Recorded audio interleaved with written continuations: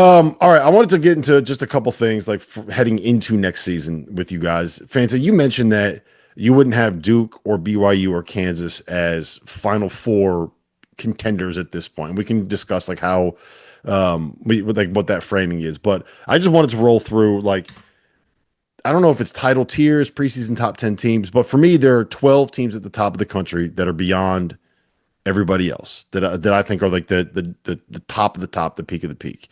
I Okay. think it's in order. I think it's Purdue, Houston, Florida are the top three, and I think that they are to me a cut above everybody else. And then there's a group of nine that you can kind of formulate however you want to formulate it. But for me, it would be in this order: UConn, Louisville, Texas Tech, Kentucky, Duke, St. John's, Michigan, BYU, and Arkansas. And for me, those are the clear cut top 12 teams. Once you get past there, uh, the flaws are a little bit more exposed for All some right, of the give me the programs. ones past Duke, Kentucky. I'm St. writing them down. John's 9, Michigan 10, BYU 11, Arkansas 12. Yeah. And that would be my top 12. Yeah. And I don't know where you guys stand on that, but that's kind of and I'm texting it to you so you can have it right in front of you. Well, That's kind of where I stand on the top teams in college basketball this year. And I honestly think Duke is probably closer to top 4 or 5 than maybe I would have given them credit for. Talking to Shire down there, he's enamored with Cam Boozer, man, and rightfully so. Like that dude is when I he He's an compared him, athletic Kevin Love. yeah, he compared him. He said that it's going to come the way that he does it is going to be different, but he said like his impact, he would not be surprised if the impact that he had on winning was similar to the impact that Cooper Flag had on winning last year, which is probably the highest praise that you could give a player coming into college basketball. Yep. right. But remember the guard play that Cooper Flag had on his team, Mm-hmm. and also the Bulldog guard that was Sion James, who I was so happy to see he got drafted. Man, Like got drafted high too and got paid. yeah, Mm-hmm. got paid. That team was absolutely loaded with talent. Tyrese Proctor had a really nice summer league.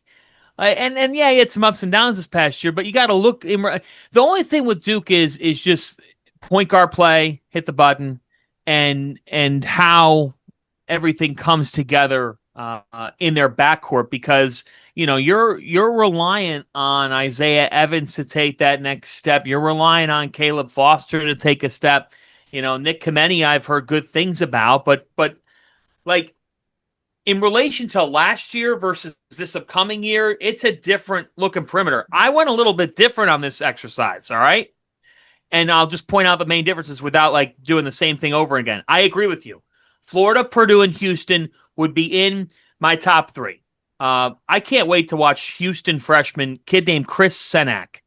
T.O., you and I have done a couple of games. Rob, you watched him. Kid's going to fit Kelvin, and Kelvin, once again, just keeps churning out. In Florida, the Boogie Fland, Xavier Lee experience, and their front court being back. Todd Golden was wearing a smile, and it's because I know he knows that he's got that type of a team. In Purdue, Matt Painter, Braden Smith's walking through that door, and so is Fletcher Lawyer, and so is Trey Kaufman-Renn. Sold. Omer But Mayer. what's that? Omer Mayer. Yeah, right. I'm just telling you. The Israeli coming over is ridiculous. My number 14, though, I'm higher on than others. I got signs in year 1, and I am fully on board for year 2 and think they can make the Final Four and may even put them in my Final Four. And it would be his second Final Four of his coaching career. Dusty May and Michigan are my 4th-ranked team in the country. Because when you go out and you get Yaxel Lendeborg and you have him stay, and Dusty was telling the story last week that Yaxel, he wants to be in Ann Arbor, he wants to do something big here. Mm-hmm. And you have Morris Johnson. And I think T.O., Elliot Cadeau is a classic example of new destination. Maybe it's best for everybody involved. Remember how young he was coming into Carolina? I think that a change in destination is going to help Elliot Cadeau, but they bring back a good core. They crushed in the portal. Dusty clearly has the coaching chops, or else he wouldn't have done what he did in the Big Ten in year 1. Of a fantastic year 1. We were like, I don't know what to expect. We think they'll be a tournament team. We didn't have them, right in the equation near the top of the league. So I'm telling you guys, I'm all in on Michigan. I'm all in on Texas Tech. Yep. I love that team, and I think that they've got what it takes to make a deep run. And I think UConn St. John's are right there. But man, this is going to be a year where I think there's going to be somebody that's in this group that ends up ultimately not living up to the hype. And so that's why, I have a little trepidation about BYU and everything working out. So do I. That's just where I feel. So do I. To me, and Tia, you can tell me your thoughts on this because I know you like AJ as much as I do. But my question I had to be honest with you. I was a little disappointed in how he played U19s. Sorry, go ahead. No, I was too. And my biggest question with them is they might have a top 5 point guard in America in Robert Wright. I think the kid's an absolute stud. You bring back Richie Saunders, who was the star of last year's team, right? And now you bring in AJ DeBonsa, who wants to be at a place where he is the number one guy and the go-to guy and the focal point of what you do. That's just kind of how he's wired. That's how he wants to play. That's how Ace wants him to play. That's part of the reason why he's going to BYU. And my biggest question is going to be how all of that fits together and whether or not you have enough winners on that roster, if that makes sense. Guys that are going to go out there and try to find a way to do what needs to be done to be able to win basketball games as opposed to put up good numbers, if that makes sense. And I trust KY. I think Kevin Young is a very, very, very good coach, and he is a guy with NBA experience. He's dealt with egos before and trying to manage that, but doing it at the college levels is it. I'm not saying he can't do it, but to me, that is what you have to figure out if you are the B. Like, how is this all going to work? How is it all going to come together? Yeah, it's a big question. I think a lot of these questions get answered with a really good point guard. I think that helps. Because everybody's going to be like, give it to Robert Wright. We'll just figure it out after that. We'll see. I do think there's a certain level of maturity to AJ's game to where it's like, if all else fails, I'm not going to force the issue. I'm just going to continue to pump fake my way out of jail, which is whenever he gets stuck in the paint and there's nothing there, he just sits there and ball fakes for 12 times until somebody finally jumps. They're going to be really talented. I think Kevin Young be interested to see how they do. Adding a really good seasoned point guard just fixes a whole lot of issues at the college level. So, and then throw in all that talent. They're going to be really good. What's up, John? What fascinates me is one with the DeBansa thing. Here's a guy who goes on First Take with his father, and it's a huge show, and he commits to BYU. Look, if this works, it's a fascinating story because BYU's got a lot of money, right? And they're showing that with the roster that they've built up. And the fact that, oh, by the way, they went to the Sweet 16 last year and played one of the most electric games of the tournament, the best offensive played game in the tournament with Alabama. Just the bucket getting was amazing in that game. But if it works out, this kid's not going to go away. In December, January, February, all of a sudden, these morning talk shows, and us, we're all talking about BYU.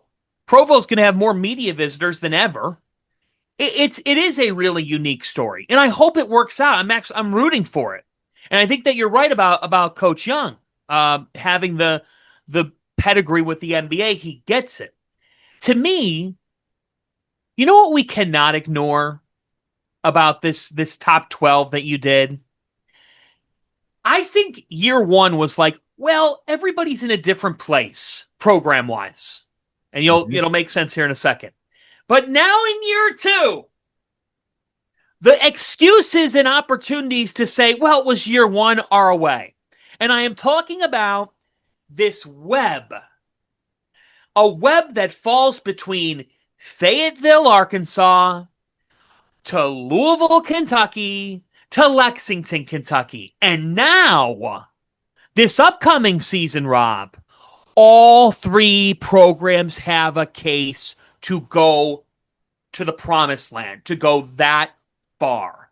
And I think that is super intriguing because those bases are all thinking about Louisville, not about Arkansas, but It all goes back to BBM. They're all thinking about who's got the leg up, and all three teams have intriguing talent and have the makeup to go far. That fascinates me, the dynamic between Louisville, Kentucky with Jalen Lowe, who I like quite a bit, and Arkansas. I think that's funny that the promised land is Indianapolis. Yeah. Yes. Yeah, I was going to make that same comment. Like for me, one, the other thing I was going to ask about was the biggest storylines as we head into this season. Number 2 on my list was the Louisville, Kentucky, Arkansas, throw in Michigan, throw in St. John's. Like, you have a lot of teams that are at the top of the sport that have second-year head coaches that are at big-time programs or are big-time head coaches themselves. And seeing how that plays out is going to be fascinating. But you know who else is in the state of Indiana? The Purdue Boilermakers. You know how far away Lexington is from Indianapolis? It's like 2 hours, right? Louisville's like 2 hours. It's not. It's very, very drivable. Imagine having a Final Four this year with Purdue, Kentucky, and Louisville in the state of Indiana.